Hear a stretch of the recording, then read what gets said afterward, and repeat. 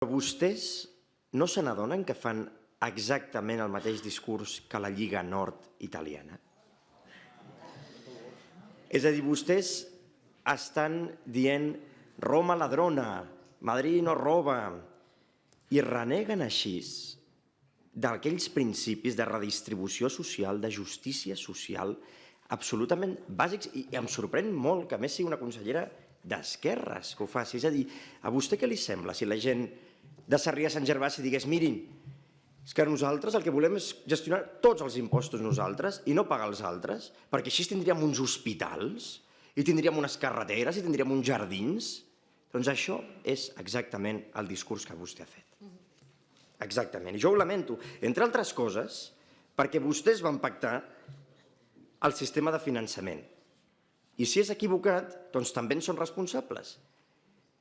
I no poden fer aquesta apologia constant del victimisme, de dir sempre, sempre que la culpa és dels altres. Vostè s'imagina que el govern central s'hagués passat 4 anys dient no, és que clar, Brussel·les ens posa en objectiu de dèficit, que nosaltres no som culpables perquè Brussel·les, Brussel·les i Brussel·les... Home, també ho podíem haver fet.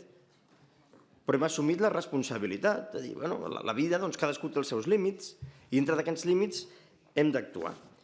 Entre altres coses, perquè vostè que va anar a la investidura amb una enganxina contra les retallades, ha fet president amb el seu vot algú d'un partit que ha aprovat la llei d'estabilitat pressupostària, de la qual es deriven també moltes de les retallades.